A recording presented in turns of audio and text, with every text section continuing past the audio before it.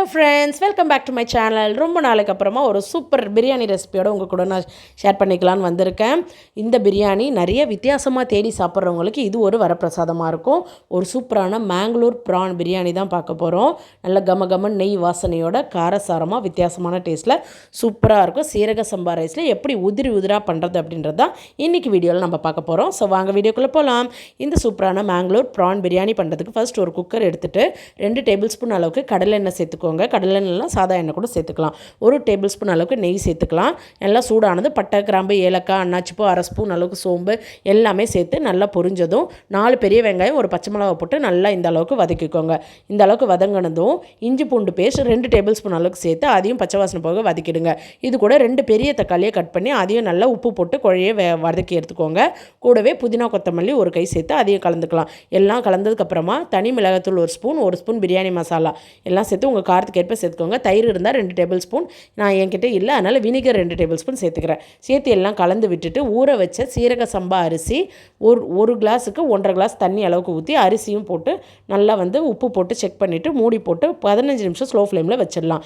அது வேகட்டும். அதுக்குள்ளே மேங்களூர் மசாலா ரெடி பண்ணிடலாம். ஒரு வானலில் 1 ஸ்பூன் தனியா, 1/4 ஸ்பூன் வெந்தயம், 3/4 ஸ்பூன் சீரகம், 1/2 ஸ்பூன் மிளகு, 1/2 ஸ்பூன் சோம்பு, இது கூடவே ஒரு ஸ்பூன் அளவுக்கு கடுகு, இதெல்லாம் சேர்த்து நல்லா கடுகு பொரியிற அளவுக்கு ஸ்லோ ஃப்ளேமில் வச்சு ரோஸ்ட் பண்ணிக்கலாம்.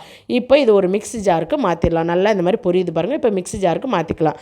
மாற்றிட்டு இது கூட ஒரு 10 பல்லு போல் பூண்டு, ஒரு பெரிய தக்காளி, அது கூட காரத்துக்கு தனி மிளகாய்த்தூள், ப்ரானுக்கு காரம் வேணும் இல்லையா, அதுக்காக. இப்போ இதை நல்லா ஃபைனாக அரைச்சிக்கலாம். இப்போ மசாலா ரெடி பண்ணிடலாம். அதே வானலில் 2 டேபிள் ஸ்பூன் நெய் சேர்க்கணும். நெய் சேர்த்து சோம்பு 1/2 ஸ்பூன் சேர்த்துட்டு வெங்காயம், ஒரு பெரிய வெங்காயம், ஒரு கொத்து கருவேப்பிலை போட்டு நல்லா வதக்கிக்கலாம்.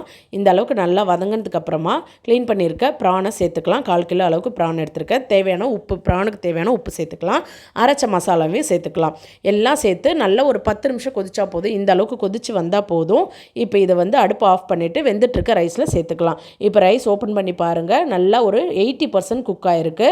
இந்த ஸ்டேஜில் நல்லா தம் பண்ணிவிட்டு இந்த மசாலாவை மேலே ஊற்றி அப்படியே சமன்படுத்திட்டு மூடி போட்டு ஒரு 10 நிமிஷம் ஸ்லோ ஃப்ளேமில் அப்படியே தம்லேயே வச்சுடுங்க. விசில் போட வேண்டாம்.